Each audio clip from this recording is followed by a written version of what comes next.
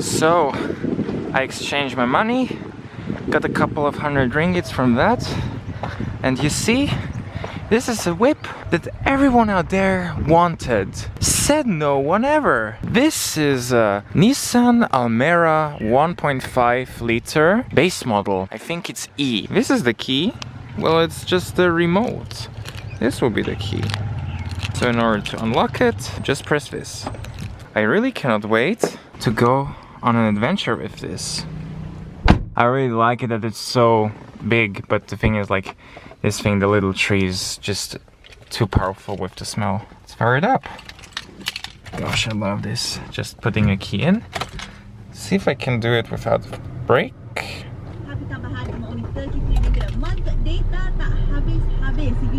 Well done. Let's explore the island. Just before I forget to mention it, thank you Didrik, Dominic and Andrew for being my executive producers. Without you, this video would not have been possible, and if you, my dear viewer out there, would like to become a future supporter of my channel too, check out the first link in the description down below. It will lead you to my Patreon page. Driving the Nissan Almera on the road to Padang Matsirat. And obviously I needed to buy here an aux cable for playing my own music, because if you are Malaysian and you know what kind of radio stations there are, like for example Hits FM, you know that they're extremely obnoxious and repetitive. Like I heard within a very short period of time 3 times exactly the same song, and it is just so annoying. This is a little bit of driving here. Actually, I have to admit one thing. I wanted to film the review before with the gimbal at some parking space in Langkawi. However, there's one little thing. This gimbal has a joystick, and the part which moves it, like the joystick plastic clip itself, it is just gone. It's gone, and I don't know where it went. It happened multiple times that it just fell off, but like I could always find it. But now, well, I wanted to go to the handicraft complex, it was gone, and now I'm just super pissed at the moment, and I really need this part again. And I saw how much it costs on AliExpress and on eBay, and the prices are eye-watering for just this little piece of plastic. How can you charge this price? That's why I need to do it without a gimbal. I hope you absolutely do not mind the quality of the image stabilization. This car has a pretty good suspension, and the tires themselves are not bad either. Like there are some Continental Comfort Contact something, I don't know what inch size, but yeah, they are definitely pretty decent. So in terms of driving, well, yeah, it's a bit wobbly with the steering wheel, but this suspension is pretty good. Like, I mean, it's good for bad roads, and of course the steering is quite responsive. It's not like in a Proton Saga or in a Perodua Myvi, but it does its job, so I'm pretty content with this. The visibility here with the thick A-pillar and with the non-door mounted mirrors makes the blind spots quite big. And obviously with the fuel consumption, well, what can I say? The fuel consumption itself, it says it's averaging 6.6 liters, which is pretty good considering that this is a 1.5 NA engine. Aircon is cold, sound system is pretty good. Pretty decent car actually. When you're seeing this kind of car, you'll be thinking like, wow, that's a Nissan. Must be better than an Axia or Beza or maybe a Saga. But what if I tell you that this car is actually not even that great? I mean, it offers you basically 4 wheels, a steering wheel, 5 seats, and a boot. Oh yeah, and of course, an engine. But here's the thing, this car just screams like, I'm a car, but that's pretty much it. Let me show you around what this car is like. So as you can see in the front, well, the headlights are faded a little bit, but this is mainly because of the warm weather and all that stuff what's going on here in Langkawi. And surprisingly, it got daytime running lights, which is for this base model Nissan Almera quite interesting. And also like those alloy wheels with the 185/65 R15 tires. Conti comfort contact with front disc brakes and rear drums. And not to forget, this car has chrome door handles, which is pretty interesting considering that this is the base model. And of course, it's got like this little spoiler, which makes the car look a little bit sportier considering that this is a car which is extremely bland to look at. And of course, the obligatory two rear parking sensors.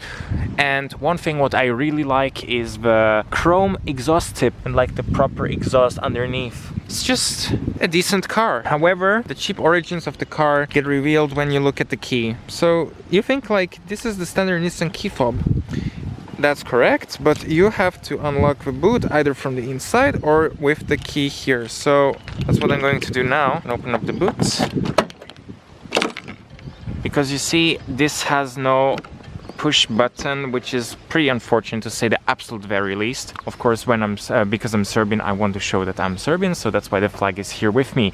Anyway, yeah, the boot size is pretty decently sized, so you have a lot of space in here. And of course, there is the spare tire. I think it's full size, but it is a steel rim. You can store quite a lot of things in here, but I don't know whether it is like whether you can fold the rear seat, but I think that this is not the case. In general, the styling of this car is pretty interesting. However, I don't know what's going on with the paint here, but it is chipping, and considering that this car is from 2016, it is pretty unfortunate because this should be actually sent to the service center to get it fixed, because this is not acceptable. Right, I want to see how the rear is. When I enter the car, let's go all the way until here. Now when I sit here in the car, actually, okay, when I sit upright like I am supposed to with my 178 centimeters, oh, I'm touching the roof. But because there is a lot of space in the front, I can literally slouch. And of course there is, compared to the current Almera, surprisingly there are two adjustable headrests. This is mind-boggling. I don't know what Nissan has been doing with the current Almera, but this one is, compared to the current Almera, it is better, especially for your safety. And here, armrest with two cup holders, which is actually not common in that segment from that year, and also pretty upmarket. And to show you how it looks here, well, you have the doors. It is all in hard plastic. It doesn't feel that cheap, but it is like hollow, and of course there's no padding in here. Got of course the power windows, and surprisingly an Axia has this, but this one hasn't, and it is a door bins. But however, there are two back pockets and of course the two cup holders, so in the end it's okay that there is nothing inside, but they could have done a little bit more with the space already. The grab handle itself, pretty standard. It's like it's just cheap. That's it. And here are also the lights, but this thing is just broken. I don't know, this is just flimsy. I don't know what happened here, but crazy. Now let's get back into the front. The driver's seat is 6-way adjustable for height, but I have it to the lowest setting. And of course here are the window controls, lock unlock. The driver's side is automatic up and down. Take a lesson from here, Saga. This one is much better. Just before you enter, look at this seat cover. The seat cover is pretty nice, and it is very comfortable to sit on the seat in general. I really like those. Here, obviously, this is an automatic, and here's the lever for the fuel door and for the bonnet. Mirror controls. This must be something with the alarm. Just let me turn on the car.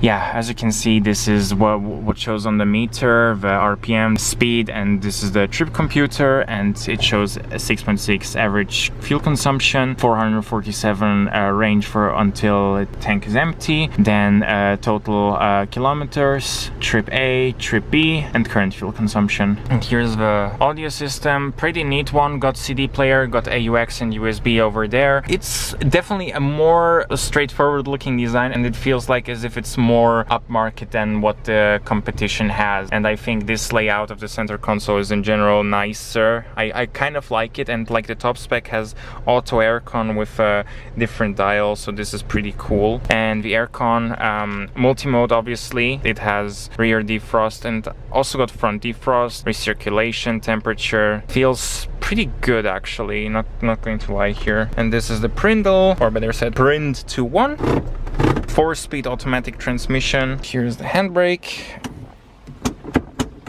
but you don't need a handbrake if you have an automatic car. Just put it in P and the car will not roll away. Power outlets, some storage here as well.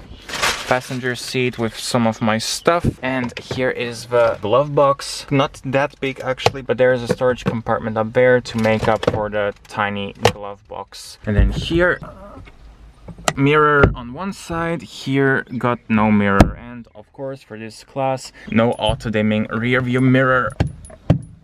And of course the steering is just manually adjustable in tilt. Cannot really adjust it, but yeah, it is tilt, and I struggle to have an actually good driving position in this car, which is actually unfortunate because this car, I mean, for that it is just a car, I do not think that this is really comfortable to drive it all the time around, and as a long-term and long-distance car. It's just perfect here for if you're doing some local stuff, going to Pasar Malam, going to supermarket, all that stuff. But in general, this car is, well, it is just a car, and the safety specs also show this, because I mean, despite it being a modern car, there is no airbag here, there is no airbag there, there's no airbag in the seats. This is the only airbag you get in the driver's side steering wheel. So I don't know what they were thinking with this, but to be honest with you, I much rather drive Axia or Beza in the lowest spec than this, especially if it's a manual, because this one is just, nah, 不可以.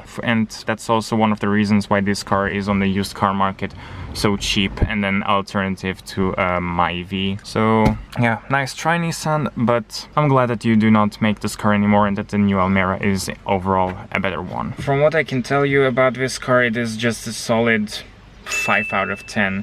It is just a car, it fulfills its purpose, but it is not inspiring to drive. It's just a day-to-day car, which is kind of fuss-free. It is not the most fuel-efficient car out there. I mean, 6.6 is just because I'm not pushing the throttle pedal too hard, but it is definitely not a great car for driving pleasure. It's just one of the most uninspiring and boring cars I've ever driven. And also, if anyone would offer me this car again as a rental car, I would gladly say no. But luckily I did this experience, and now I can also understand better why other car reviewers and magazines also say this car is not good.